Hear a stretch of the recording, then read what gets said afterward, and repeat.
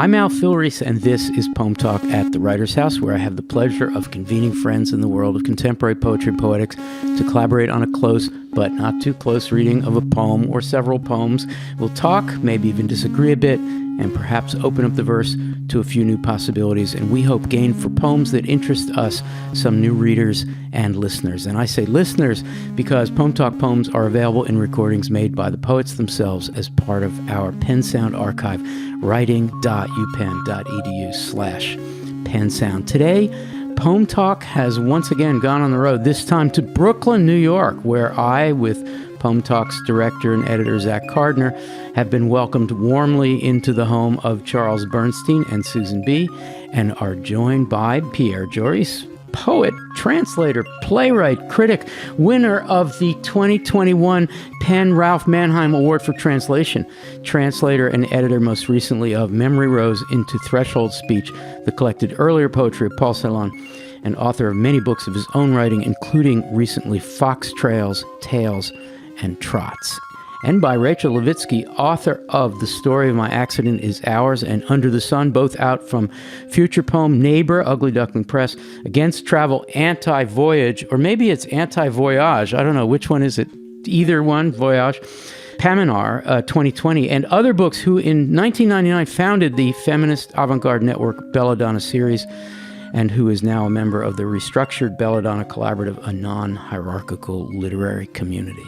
And by Leanne Brown, poet, editor, teacher, stirrer-up of poetry community happenings, and maker of multimedia poetry events, founder back in 1989 of the great Tender Buttons Press, whose books include In the Laurels Caught, Other Archer, Polyverse, and others, and who for the past year has been working on not one, not two, not three, not four, but 5 long and short-term poetry manuscripts and collaborations with the likes of Bernadette Mayer, Will Patton, David Kirschenbaum, Julie Patton on a big Tender Buttons publication. And by our aforementioned host, Charles Bernstein, whose newest book is topsy-turvy, full of cognitive dissonance, what's new, covidity, and unruliness. What's new there either? Published by Chicago, poet, editor, essayist, theorist, scholar, librettist, editor way back with Bruce Andrews of Language Magazine, co-founder with me of Pen Sound, and in recent years, happily settled Brooklynite.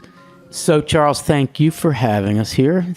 And Pierre, congratulations on the prize. Thank you. It's very exciting. And everywhere I turn now, I was saying before we went on the air that maybe my media sphere is too narrow, and it seems like everybody's talking about it. But I think the work that you've done with these translations has gotten out. I think everybody is realizing what a big thing it is. So thanks on behalf of all of us. And Leanne Brown, you came all the way from North Carolina to talk about Tuli. We haven't mentioned that we're talking about Tuli, but we are. Yes, thank you. I love Tuli. We're going to find that out. And Rachel, thank you for studying up on Tuli. Thank you. It's a much needed immersion into someone who I clearly am aligned with in every way. Well, today we 5 have gathered to talk about 2 poem songs by Tuli Kupferberg. The first is perhaps his most well-known song written for and performed by the Fugs, Morning Morning. It first appeared as a track on the album entitled The Fugs in March of 1966. The second piece we'll discuss is No Deposit, No Return, the title cut on an album subtitled An Evening of Pop Poetry with Tuli Kupferberg, also of 1966. This song and the entire album, along with liner notes, are available on our Tuli page at Pen Sound, reproduced with the kind permission of Samara Kupferberg. Before we talk, let's listen now to Morning Morning and No Deposit, No Return.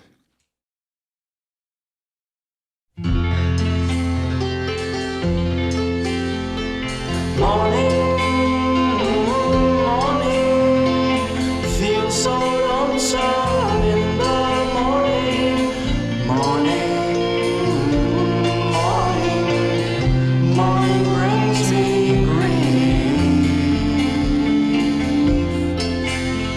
Sunshine and the sunshine, sunshine laughs upon my face, and the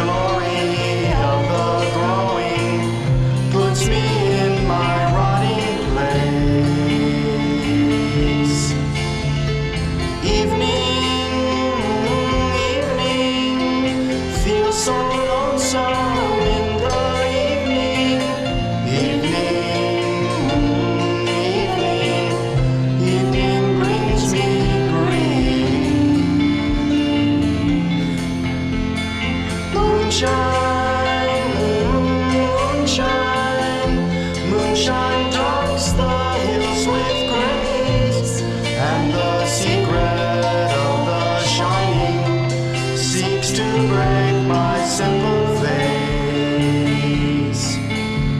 Nighttime, nighttime kills the blood upon my cheek. Nighttime, nighttime does not bring me to relief. Starshine and the starshine feel so loving in the starshine. Starshine, starshine, darling, kiss me as I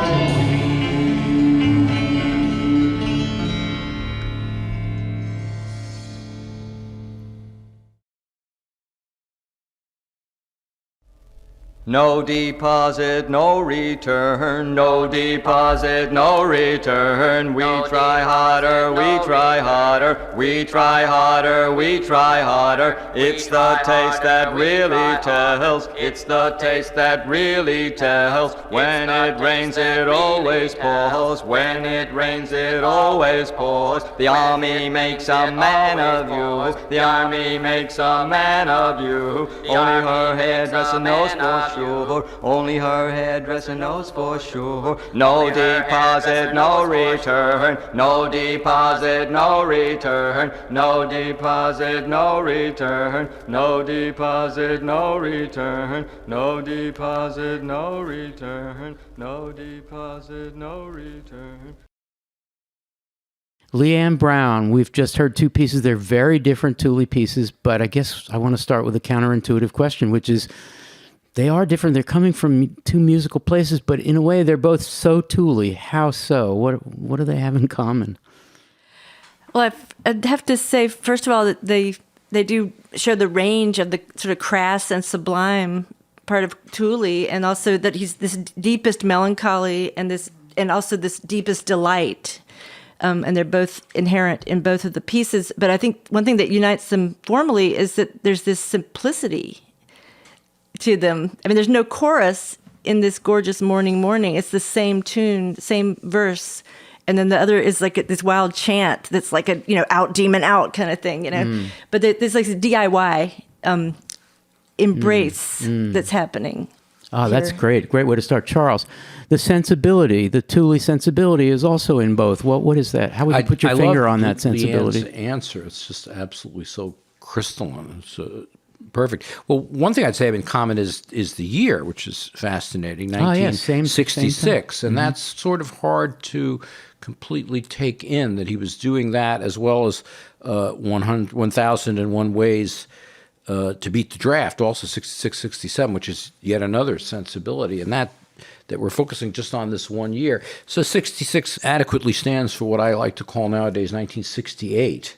And I think that you can understand what Leanne is saying in terms of the best of the spirit of 68. I turned 18 in 1968 and heard these things when I was a teenager. To me, it's very much a part of what the anti-war movement and the movement against racism, the civil rights movement, which we now think of to some degree as the counterculture, but I think that Kupferberg is going way beyond the more superficial understandings of the counterculture, so that it's political on the one hand, of course, and no deposit, no return, but there's something very visionary about the morning song. So it combines both the Blakean and the political, which I think for my generation, was what we thought was going on. Interesting, the 66, 68 thing. I mean, one way, Pierre, we can talk about this in terms of political eras is, as Charles implied, this is a kind of premonition a couple of years earlier of, the draft is starting to get to be a big issue in 66. It becomes a much bigger issue in 68, 69, just affecting more people. So does it seem, Pierre, to you to be kind of anticipatory in some ways of a certain aspect of counterculture? What's the political Morning Morning is a little hard to read politically, but we have to, I think. No, I think both are totally in that moment, because that moment had that hard political edge, and at the same time an incredible romanticism that is an opening up of every level of the body and the mind. So, the sexual was there as much as the political. The sexual is the political, and the daily life was totally part of that. And so, wow, breaking down the 50s, the hardness of the 50s, in this country, but in Europe too. In 67, I was on Route 66. And I stopped with an old friend of mine. The first time I drove across the country, and we stopped somewhere in a bar in Arizona, and I saw a sign on the door, and that sign totally blew me away, because I was learning American, a certain language thing that said, "No shoes, no shirt, no entry." And immediately when I heard the Tuli poem again, that, no deposit, no return, there is an American syntax there that you don't have in any of the other languages, right? There is an incredible, interesting play going on, but wait, that means nothing or that means a positive, right? And that whole play between those two had me, amused, and I loved it, the discovery of it. That is such a brilliant comment. Oh my God, Rachel. Yeah, it's beautiful. What do we do with that? That's amazing. Well, it occurred to me that my experience of both of them has a lullingness and a breakage, both, as well, which actually goes with what you're saying, Pierre, and but what everybody's saying, but this lullingness is maybe the part that I haven't really thought through much until this moment. But it makes sense with the ongoingness, like that there was always music being made from the most mundane thing, but also when my eye went to the moonshine stanza, right? Can you read that moonshine stanza? Sure. Moonshine, moonshine, moonshine. I almost started singing. Moonshine, moonshine, moonshine drugs the hills with grace, and the secret of the shining seeks to break my simple face. Sorry. That's quite an ending. That's quite a last line. Yeah, right. So the sort of the desire to sort of fade out, to drop out, is honored, but also the danger of that desire. So like breaking you back into waking up, right? There's the military sound. No deposit, no return, no deposit, right? So there's also this wake up and break your simple face. You don't get to just lull out. But we're back to Leanne, because I think Leanne introduced the concept that both poems have both of those, both pieces have both of those things in them. Leanne, I'm going to quote from the liner notes from No Deposit, No Return. You're not seeing them, and you didn't anticipate this question, so forgive me, but there's something, the chanting quality which makes you maybe temporarily forget about the politics. Here in the liner notes, returns to the politics. It goes like this. I'm telling you, will the gentleman who borrowed the country by mistake please return game? How Hart Johnson, give me your tired, your hungry, your poor soldiers frothing to kill. No, no, no, no, no deposit, no return. That is brilliant politics. Can you do anything with that? Holy cow. Well, immediately just starts a flood of all kinds of other songs that, like the first one I learned was kill, kill, kill for peace. And I was like, what? This kind of just harsh parody that's so harsh you think, how can you even say that? And Kill for Peace is on the same Fugs second album, 1966, and it's the only other thing written by Tuli Kupferberg on that album. So he had those two, Kill, Kill, Kill for Peace, perhaps one of the most famous for the irony, but also the savage anti-war quality of it, along with this song. So he had them together on that album. But here you have immigration. Now, I keep thinking of Pierre in 67 on Route 66 looking at the American English. No, no, no. Here you have no deposit, no return. thinking about the soldier trained to kill, to go to Vietnam and not return. And it's about you're tired, you're poor. It's a very complicated notion of going and coming to and from the United States. And that song about, just like a jail in the U.S. Army, he rewrote that, just instead of the way down the mine, he's like talking about the jail, the army. But I love that How Hart Johnson. I love that. Yeah. How do you love him? And the Yiddishism at the beginning of that little passage. I'm telling you. Yeah.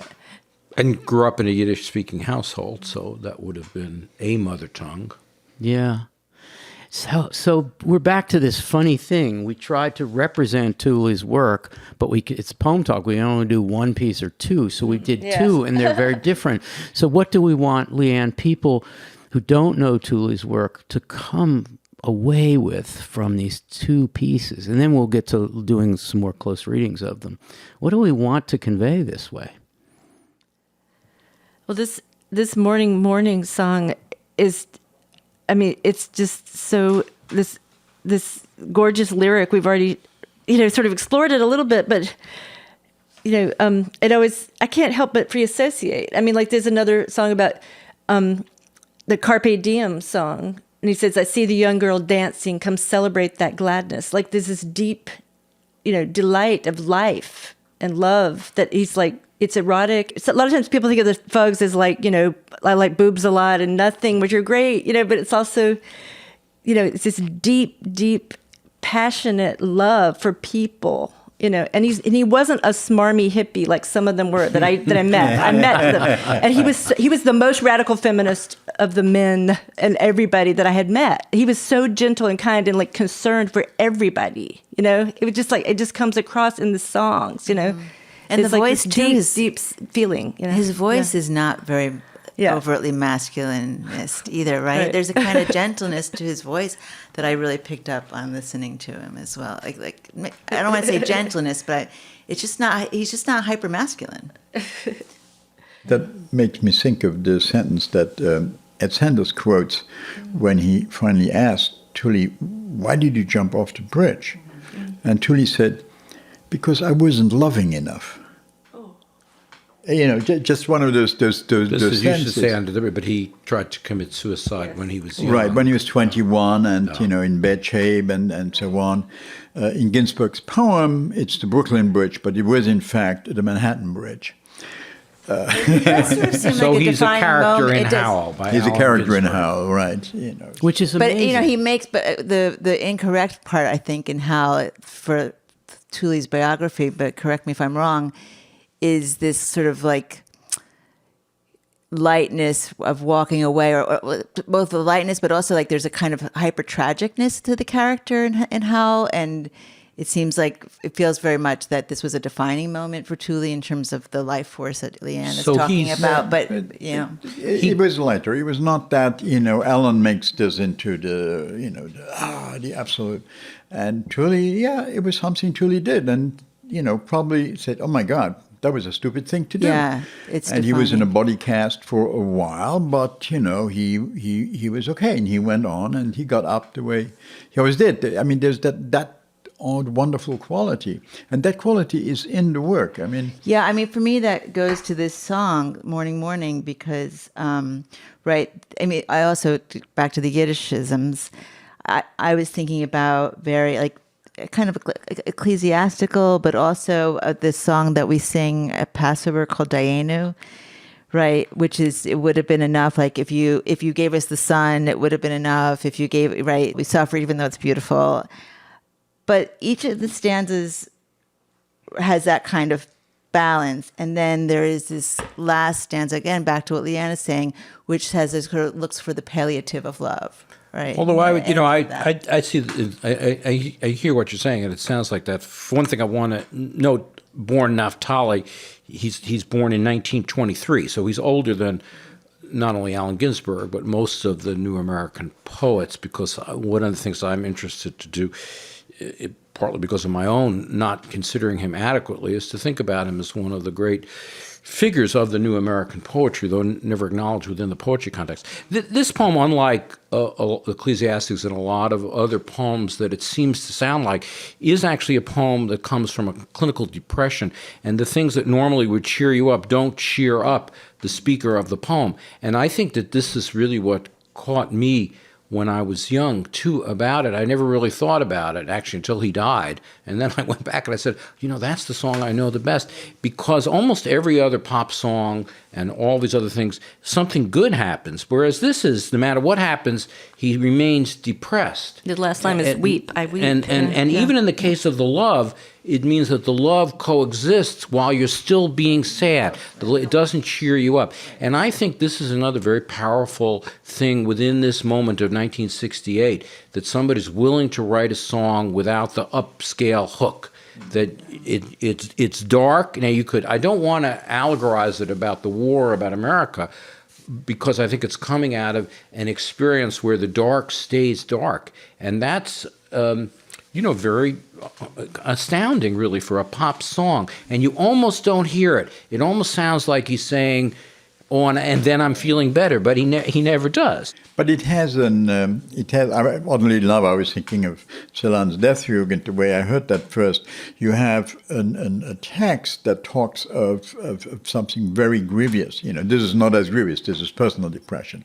But then you have the music or the sound of the poem of that one or of this one that is morning, that is totally up, so that you have this incredible nearly dichotomy between the sound, the song, and the text, which puts you in a strange place. It opens something that you can slip in between. Yes. Pierre, you've done it again. You brought up Celan, Death Fugue, and you meant it to be... No, I didn't mean you've done it again in bringing Celan in. You've done it again in saying something brilliant, because when you said Death Fugue, I thought, well, that's a nice, brief, and, kind of a scant reference, but actually it works well to make me think that mourning, even when it's not M-O-U-R-N, when it's just plain M-O-R-N, is still about mourning. It's about survival, because that doubleness that you get in Celan, whenever he turns a poetic tradition around, this is the tradition of the morning, the sun is coming up, the day is new, we're going to be fine, right? He's turning that around to say, morning reminds me of another fucking day, right? And survival is not greeting the morning and dancing down the avenue, but realizing that morning is survival, and we are going to have to do this day thing. And poetically, that's the way it works. So I really think, Tuli and Paul Celan, you don't think of them in the same, but I do think that he is trying to take depression and make it social and communal and political, which of course Celan does in a very complicated way. I think that's there. This is 66 becoming 68. Also, Paul this is Celan, a generational depression. Paul Celan was born in 1920. He's almost the same age, and it's worthwhile to think of them together. I do think that's really important to what Charles is saying about the time, because going back to the suicide, right? It's 1944. What does it mean to be a Yiddish kite Jew in 1944, right? Like, how do you not be depressed? How do you not want to commit suicide? There is no mourning. Yeah. There is no mourning. There is no mourning. Yeah. Mourning rhymes with grief, as in a poem here. Yeah. A lot of great lyrics of don't really hold up as poems on their own. This does, and actually, this works perfectly well as a poem. It's a nice setting, but the tune is not what's significant about it. The text itself creates a very powerful work as a poem. Also, this darkness without remission is a kind of splendor. It allows for what a kind of splendor is. And for me, and for I think a lot of my contemporaries, we heard it on the Richie Havens album early on, where everybody I knew had that Richie Havens album where he sang it. So it had a crossover into popular culture, which was way before I had read any of the poets that I'm involved with. What does it mean that Havens covered it? What does it mean? It went into the stratosphere of the culture. It was really everywhere. Known on the radio, and more than that, but I mean, like, you know. Well, Richie Havens was a very powerful figure with Phil Oakes, Bob Dylan, Joan Baez, Judy Collins, the only one of those people who was African American, with that deep, resonant voice. He's the only one of those people really that could do a song like this, and he brought this song into the world of folk music and the singer-songwriter, such as the Fugs wouldn't have been. And actually, so it brought it to an audience that was interested and that was at the heart of the counterculture. I mean, which really strikes me, what you're saying about Tuli, which is that he didn't do things for fame, and that is so much a frame of the oeuvre and the milieu, which is, for example, like all of the songs that are from found music, from found material, which No Deposit, No Return That's what that is, yes. Of course. That I was thinking they're conceptual in a sense, but they never follow conceptual rules, right? So like No Deposit, No Return is not an ad line, but the other ones are ad lines. So that he's sort of free to start something and then to break it in the middle of it, right? Where we who study like avant-garde purism, like things are like, you know, or when those things get studied, one likes them to be, you know, more like a Caroline Bergvall and like a very consistent program, right? And there's all these ways which the work in general like has so much just ongoing survival, performance, play, attention to life as it's happening, and within this sort of almost mundane, ongoing chant of performance of the daily life, these like moments, these sublime moments come up, right, all the time. Let's listen to No Deposit, No Return. It's only 50 seconds, and then talk about it, because I think we should begin with a lightning round where the five of us just toss out the origins of some of these advertisements and then go further to talk about it as chant and sound poem and whatnot. So here. No deposit, no return. No deposit, no return. We try harder, we try harder. We try harder, we try harder. It's the taste that really tells. It's the taste that really tells. When it rains, it always pours. When it rains, it always pours. The army makes a man of you. The army makes a man of you. Only her hairdresser knows for sure. Only her hairdresser knows for sure. No deposit, no return. No deposit, no return. No deposit, no return. No deposit, no return. No deposit, no return. No deposit, no return. Okay, lightning round. I'll start. We Try Harder is the rental car, maybe Avis, that's not as good as Hertz. Definitely. And they're Avis. number two. They're number two. We Try Harder. Okay, who's next? The Army Makes a Man of You. Right. I think it became a song too, wasn't it? It was a recruitment.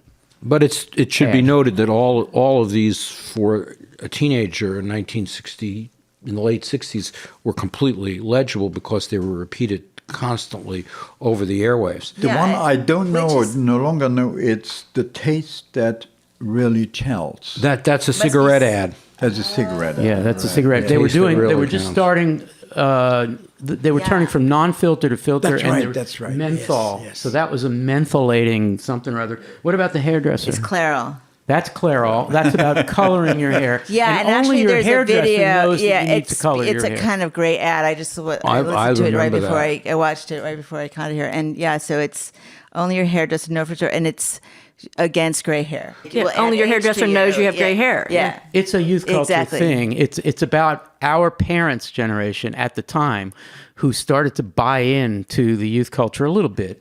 What I recall about that ad has to do with my mother, who is another Brooklyn-born person, almost exactly coming from a place like Tuli, but who dyed her hair blonde in probably 1947. Blonde is an understatement.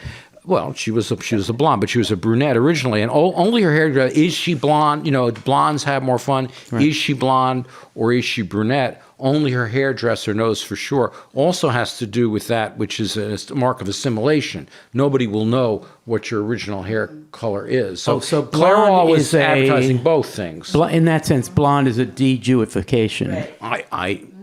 Well, I don't know if my mother would put it that way. Maybe it's a hyper. The real Jews would be blonde and be like my mother. So, but yes, can we put that? Blondes have more fun. Can that be the pull-out quote for this? The program note for this? But I think it's fair. But I think my mother wasn't trying not to be Jewish in her case. It was just that glamour. It was. I think of her as platinum, but I think that came. The platinum came later. I think is what you're saying. What about When It Rains, It Pours? That's the salt. only one that's not Morton mad. salt. Yeah, it's Morton salt. That's great. Yeah. Okay. It took me a minute to remember so that one. what's Tuli doing picking these? Is it random choices? Are they earworms? What is he trying to do? You know, you have what he says on the album, which isn't true, is this. An album of popular poetry, pop poetry, real advertisements as they appeared in newspapers, magazines, in direct mail. No word has been added. These are genuine texts. Parts of the ads have been repeated. Some of the ads have been omitted. But these are the very texts. They are for real. Many of these were first published in the magazine. Now, that's not true, of course. It's very funny that he's saying that there's appropriation without change. But some of them are not ads.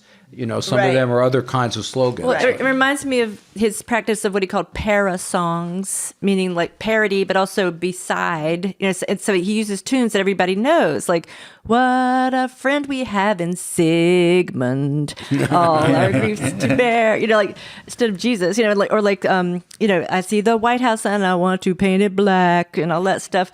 You know, like he's like using the earworm of the tune and getting to your body and your mind in all these different ways. And he's saying, look what I can do with this. And this is the real thing that you need to hear. Like, I don't know. Which is really a classic détournement, right? Yeah. Well, I was going to say, he is the original situationist in America. No. In America, right, yeah. You know, in America, and this is, a deturning of the classical thing, the same way that he disambulated through New York. Right. You know, I mean, he didn't need to do that French thing of going officially. He was just living that every day. I was thinking, and this Pierre, that determinant is... people say that he precedes punk, but he proceeds the Situationist, and he probably knew about them. He is Eurocentric and in some of his aesthetic. Like he thinks of himself as a bohemian and not a hippie. And but he probably just knew about the 65. situation. He's doing this stuff in the early 60s, and the Situationists really come out, at the same time. At the same time, and I don't know if and I think this is independent. I think Tuli does this here. Because that is the way that the culture is lying and changing and moving, and he coming from that complexity of the Yiddish, when New is York the Society culture. of the Spectacle published? I can't remember the date, but it certainly was in the early 60s. But when it got over here, when he could even had a look at it, I'm certain that he had not read it at the time he did this. I was wondering. But I'm. It's so Society of the Spectacle. If somebody shows me that he did, I'll then correct it. To those ideas its newest iteration and revival in Paris is dated 66, 67, 60. Of course, it culminates in 68. That's a new version. But if Pierre is right, people, that Tuli is the first situationist in America, then why the hell is he so little known? Well, this is why are people going to listen to this Poem Talk thinking, who is this guy? Why have I not heard about this? It's worth noting again to go back to what generation he is. So he's or in his early 40s when he's writing this. We associate a lot, even the folk singers that I mentioned are all quite a bit younger than him. So he's really in middle age when he's doing this, and he's coming from a different place. And I think this is a very powerful kind of aspect about what he's doing. It also, you could say, it's one of the early spoken word albums. It's a conceptual spoken word album. I listened to this incessantly when I was a sophomore in college, 1969.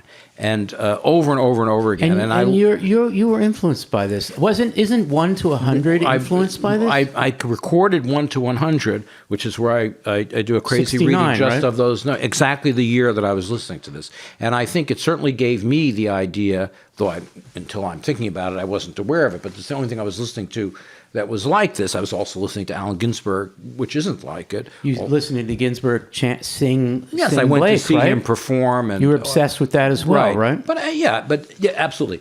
And they were associated in my mind. But just thinking of kind of spoken word concept, poetry performance, it's a remarkable record of spoken word conception. Also fit in though to the Mort Saul, Lenny Bruce. Right. And radio plays. And Harry Smith recorded it. I mean, To a number of kinds of recordings that he was hearing and processing. That age thing also relates to the fact that he really grew up at the moment of the Great Depression, and he talks of his school where in the lunchroom, the tables were clubs. There was the Stalinists were over there, the Trotskyists were there, and he was often Mr. Trotskyist, he said, and then there was some other grouping. So there was, in a way, a Marxist education. There was an actually political, serious thinking and reading that going on that he overcomes exactly in a way like the European Marxist also had to sidestep finally the classical Marxism, and he did that on his own without a group around. Again, I think that links to what I said. So it's really, earlier. a more obvious point which we didn't make anti-capitalist is that it's anti-consumer society, and that would have been, again, as a teenager listening, that would have been the most apparent thing, that he's attacking the career man and the consumer society. No deposit, no return, as the chant was, of course, what would happen is for your bottles that you're recycling.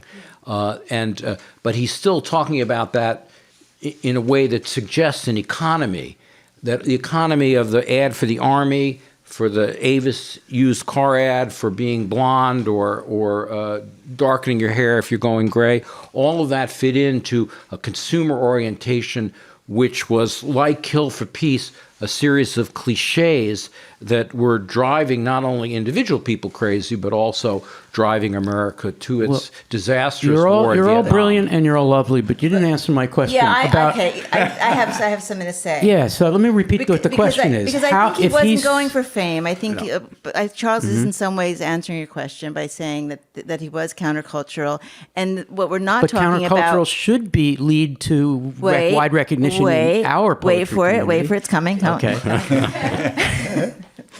Right, that part of the counterculture was, and this goes back to this like ongoing production, this massive production of lots of what is very mundane, which is that he was doing it also for a kind of daily pleasure, what people would call now like healing or like living with PTSD and facing trauma, and it not being in a mode of career and of getting the ring, but rather a sort of ongoing performance of pleasure. And what we really have not yet talked about is the body, right? And is the sex, and is maybe the Reichian part of this work as well. But are you sure he's not? No, I mean, he's not like anthologized up there with all in these, the Norton Anthology of Poetry as much. But people know the Fugs. I mean, they know the Fugs. They know the Fugs. Sure, yeah. But that's they don't Tuli. but they're not. But the kind of like critical attention. Yeah, I know, but that Jackson McLough gets is not being gotten. Well, that's he's ignored too. I think bringing up Jackson is a great thing. Same age Yes, once again. I did it on purpose. Exactly. What a great parallel. So you have.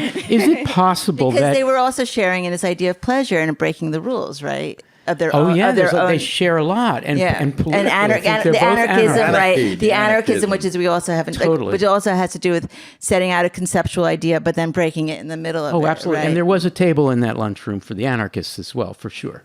Yeah, he doesn't mention it, but it was probably the one that... You got to figure that, right? Anarchist tables. Yeah, you don't want to say but so Leanne, Bad manners, is that what you're saying? is it possible that the pop poetry, which is a genre that he kept talking about, an evening of pop poetry, it's possible that the avant-garde or the literary history of the avant-garde can't find a place for him as readily as they can Jackson, somewhat belatedly. It took a while to have him completely get in there.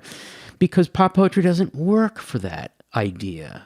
And you're actually the perfect person to fall in love with the Tuli thing, because you've been straddling all those categories. Do you want to say something about this? Oh, man. It just reminds me of the Lynn Melnick workshop I just took called Love is Like a Butterfly, looking at the lyrics of Dolly Parton and like saying, don't be afraid to be corny and cheesy and like, say something from the heart and make it political underneath. I mean, I never would think of Dolly Parton and Tuli Kupferberg in the same breath, but it's true. Like they both have this little twist, Her picture in one of those books, her childhood picture. You're a Dolly fan? Yeah, there's a Dolly photo in one of those books where he has, like the photos of like fascists and pop stars as children and those books. Cool. Yeah.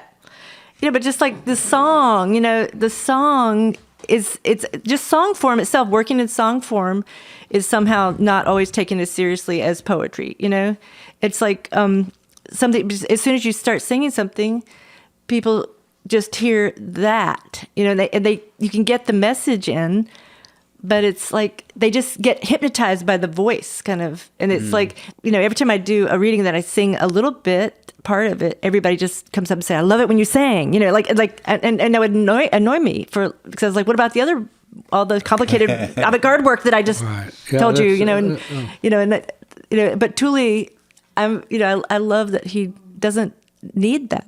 He uses the term popular poetry and pop poetry. So I think that it would have been hard to assimilate exactly what Tuli was doing with his contemporaries.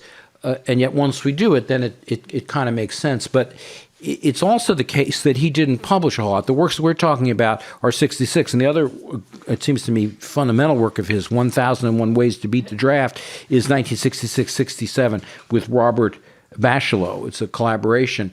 But he never published a book of poems. And without publishing, it doesn't really put his work into the context in which people are reading him as a poet. At the same time, as I'm saying, I knew him and my friends knew him as a teenager. He crossed over into popular culture, and Leanne is quite right about that. But for whatever reason, that also was at that moment. He lived a long time after, and he lived a long time before. So, and I don't know what to say. I wonder what you think about that, Leanne. No, I never met Tuli Kupferberg either. The term of the Fugs were total assault on the culture, and I'm not sure if that sort of sounds more like something Ed would say, but that's. But Ed Sanders published many books as a very literary person in a way it doesn't seem to be true of Tuli Kupferberg. Yeah. That's the funny thing. When I got the invite to take part in this, I said, "Oh, great! I go to the shelf. I take down. I can reread Tuli and do it."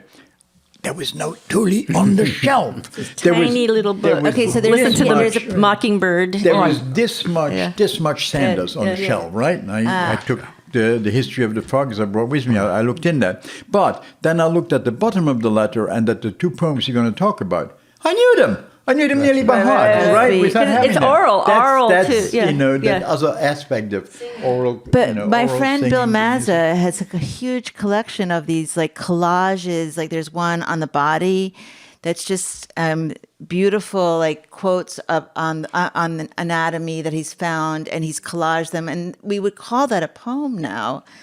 Right, in a way, like it's a classic before the moment, right? Like that this kind of total found material in 1966 was not resonating perhaps the way it resonates now. But 1001 Ways to Beat the Draft is 66 pages, and but that's it's not also been written. reprinted. It's written. It's a great literary work. I would say that work as a work, stands up there with great conceptual anti-war poems up there with Ginsberg and so on, even though it's not recognized. What I'd like to do is go around twice. The first time is going to be a lightning round. I'm going to ask you to say one really brief thing, and then the second time will be a chance for final thoughts, or something that you wanted to say today, but you haven't had a chance to yet. So the first is a true lightning round. It's your chance to say in brief to people listening, probably mesmerized by the five of us being so interested in this artist. What is the one thing you would want to say to people who don't know Tuli? What will they find? What should they find? What might they find in here that would delight them or change them? So, Leanne? I'm just going to read the last paragraph of this letter that I found in my packet of Tuli paraphernalia. To remember although, yeah, we're going to go to hell in a handbasket, just, every day better than the next. Gather ye rose plays while ye may, and cheers, Tuli. And that's a letter to you. Yeah, Leanne, dear. That's cool. Yeah, yes. That's cool. Rachel, what's one thing that people will find? I want to be a Supergirl. I love that. Pierre? Don't be fooled by Tuli's simplicity. He is one of the most complex people imaginable. There we go. Charles? We need to have a collected works of Tuli Kupferberg, and I think while I understand some of it is performance, some of it is music, I still think a written collected poems or collected works, because we're not talking about even in the 1,000 Ways to Beat the Draft is the collage element, which is extraordinary. There's a lot of collage and cut up. Just the list of the 1,001 is astounding. But the book is not just that. It's a collage. Well, maybe Tender Buttons Press would put out a collected Tuli edited by Charles Bernstein. Okay, now we're going to go around for final thoughts. This is something that you want to say about Tuli that you haven't had a chance to in this conversation, but really want to put into the record. Who wants to go first? Final thoughts. Well, the thing I said about that he was a very, great feminist is that it reminds me of when he would, he wanted, and he loved to sing. He loved to do his performances. He just loved to do the material, and the Fugs would only play twice a year or something at the point when I knew him, and he would do this group called the Fuxons, Fuxxons. He said, like Exxon. So the Fugs songs, the ones that he did, like the songs of Tuli, and he invited me to be on the stage, and I played in the Fugs. I was in the Fugs. I sang with him. Yeah, what was that like? Yeah. Well, I remember singing, "What are you gonna do after the orgy? I want to read Blake with you. After the orgy, I want to eat something too. After the orgy, I want to be your friend. I want to be your friend. I want to be your friend. I want to be your friend. After the orgy ends, I just want to be your friend. Give me a call. After we eat pet and ball, why don't you give me a call?" Just like, and we did it all the time, all these kind of songs. And he included people like Jasmine, the accordion player, Stephen, and whoever was around. And he would divide the door between us. And I remember getting $5.33 because he exactly divided all the money that we'd get from the gig, like the back, what's it called? The gate. Whatever. Yeah. So was it recorded? Probably not. Oh. Well, that's wow. Who's going to top that? I keep That's a thinking great about final Julie word. Patton in Yeah. this conversation about Tuli Kupferberg, because like Julie Patton also is making art all the time, being political, finding ways to be both alive and political and serious, and also engaged and mournful and everything she having does pleasure, right? And like poetry, bringing everybody in. And it's also really often so not recorded, difficult to make books of, but necessary. Charles, final thought? I'm interested in the distinction between chant and song and poem. So, for example, in the famous one that we're talking about, the subject of this meeting, no deposit, no return. And you could do it even with my lack of voice and accent. No deposit, no return. We try harder, no deposit, no return. It's the taste that really tells. No deposit, no return. Only her hairdresser knows for sure.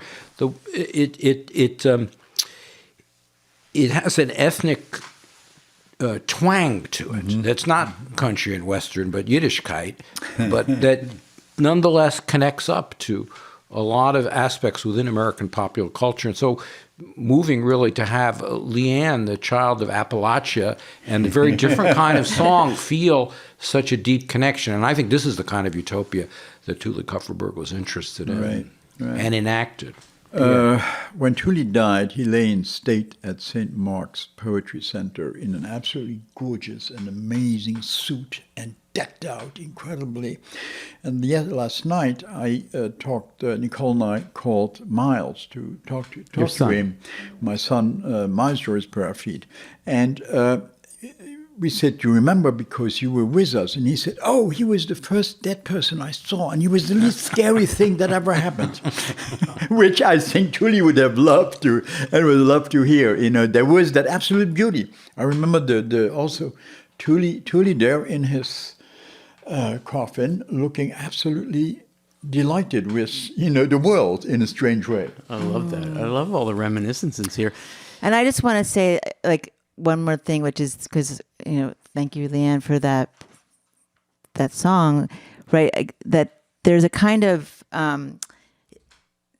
also lack of distinction between gay and straight in Tuli. And this moment, like you're talking about, Charles, with the sort of moving from Appalachia to Yiddishkeit, but there's also like the body transgresses and the transgressions of the body and how that important those transgressions are to being against the war machine. Hyper meator vacuum tube penis erection device. It's another song on this album. I mean, who else is talking about a vacuum tube to get an erection? Which is probably that is also another part of the scatological. But it's also why he's underground. Where we should listen to his and why queers are underground. Septuagenarian in love. Yeah. Why must I be an octogenarian in love? It goes back to what you were saying about the importance of the body and movement and really dance in a way in this work. And that's my final thought. I wanted to talk about dance. Again, from the liner notes, very unusual part of them. And by the way, you're going to hear two phrases that sound like Kupferberg, that sound like his name. One is Cup of the World, and the other is on top of the world. Here it is. And it has to do with what Rachel was just saying about body movement and why we can't assimilate this art so easily. Keep moving, says the Cup of the World, but we always away sail on top of the world. And keep moving, it also means the blood, the green, the sun, the us. Yeah. So keep moving. Movement is life, movement is dance, movement is joy. So throw these symbols, CYMBOLS, throw these symbols down now, other fucker, and dance. And it seems to me that, movement is literal movement, but it's also this person who is not going to sit still. Morning is about like barely getting to the next day by standing up on your feet, by, starting it over again, and that's a kind of movement, a kind of dance. He's dancing breaking around your the genres. Exactly. And it makes me realize that really it's not 1968 that he's cathected to, but in Al Filreis' sense, 1960, because if we think of this as an extension of what you write about in 1960, it even is more powerful than to think of it as a premonition or an augury of 68. Well, that's very sweet of you to say in advance of a book about 1960 that will come out after this is being recorded. So there you go. Well, we like to end Poem Talk with a minute or two of Gathering Paradise, which is a chance for us to spread wide our narrow Dickinsonian hands. Speak for yourself, Al. To gather a little something really poetically good, to hail or commend something or someone going on in the poetry world or the music world or the art world or the film world. Who's got a recommendation? Who's ready? Leanne. Well, I've been amazed at this amazing explosion of sort of poetry workshops, but refigured that have happened since the pandemic. Like Philip Marinovich already did his, but now they're continuing. Like Ariana Rines, Invisible College, and Dorothea Lasky, and doing the witch poetry with Lou Florence, and all these amazing workshops that are happening in communities. It's sort of like outside of the academy, sort of remaking the need for that in a way, but how to make poetry together, online. It's been this major explosion, which of course ModPo is part of as well, but it's like this sort of extracurricular thing that's really happening underground, It's a great day to be saying this after a long discussion about Tuli, I think. Rachel, do you have and I was thinking Paradise? about Tuli. I was like, what's my paradise? And there's two books, actually both by people involved in Belladonna, but that I'm going to be writing on. They're both reprints, republications, full-on new editions. Gail Scott's Heroine and Akilah Oliver's The She Said Dialogues, Flesh Memory. Akilah's has an introduction from Tracy Morris, and Gail Scott's has an introduction, new forward by Eileen Miles.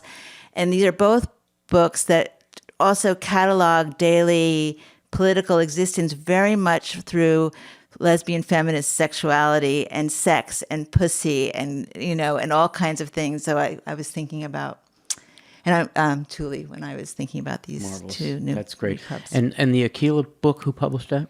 Oh, that's Nightboat, and Gail Scott's Heroine is Coach House. Excellent. Great. Charles? If you like Poem Talk, go to Penn Sound and listen to Close Listening, interviews with lots of poets. And who most recently? Well, the most recent one I'm going to incorporate into it is an interview I did for the Brooklyn Rail of Etel Adnan, but I've included it on the Close Listening page with audio because it's a similar kind of format, and could talk a lot about Etel connecting up to this as well. Also the same age. And how... Etel. I always say Etel, but it's Etel. How many close listenings are there? I don't know. There's over 100 of them. Yeah. Mm-hmm. Pierre? I am deeply into what I call the triple decker, Nathaniel Mackey's Double Trio, which is an Just absolutely amazing book. And so waiting right behind that is another now 92-year-old Nathaniel Tarn's Hulda Linea, which is also so the two major works by poets, late in their work. And it's an interesting thing to think of Spätwerk, of late work. But that's it. I mean, I think Mackey's book blows me away by the sheer musicality of it. I mean, he's a jazz person. It's pure music. It's Great gorgeous. recommendations. I've been seeing some reviews of The Tarn, and I was happy to see that. Well, my Gathering Paradise is topsy-turvy. I am topsy-turvy, and I wonder if what's going to happen here, listeners aren't going to notice this, because Zach's going to cut out the silence, but I'm going to ask Charles to go somewhere into this house to get a copy of Topsy-Turvy and to read the shortest poem in the book to us. This is very much a tribute to Tuli Kupferberg. Couldn't really exist without him, as you will hear. This This is the shortest poem in the book. Turn off your poetry blocker. This is an initial alert. Aesthetic action will be taken if there is no response. Topsy-Turvy by Charles Bernstein, published by Chicago, a new book. Well, that's all the feeling lonesome in the morning we have time for on PoemTalk today. Actually, I'm going to try that again. Well, that's all the army making a man out of you we have time for on PoemTalk today. I'm going to try another one. Well, that's all the sunshine putting us in our rotting place we have time for. And Zach, put all of those in. We have time for on PoemTalk today. PoemTalk at the Writers' House is a collaboration of the Center for Programs in Contemporary Writing and the Kelly Writers' House at the University of Pennsylvania and the Poetry Foundation, poetryfoundation.org. Thanks so much to my guests, Leanne Brown, Rachel Levitsky, Pierre Joris, and Charles Bernstein. And once again, Susan and Charles for hosting us. And to PoemTalk's director and engineer today, Zach Gardner, came all the way from Philadelphia to hang out with us. And to PoemTalk's editor, the same amazing Zach Gardner. A shout out to Nathan and Elizabeth Light for their very generous support of PoemTalk. This is Al Filreis, and I hope you'll join us next month for another episode of PoemTalk.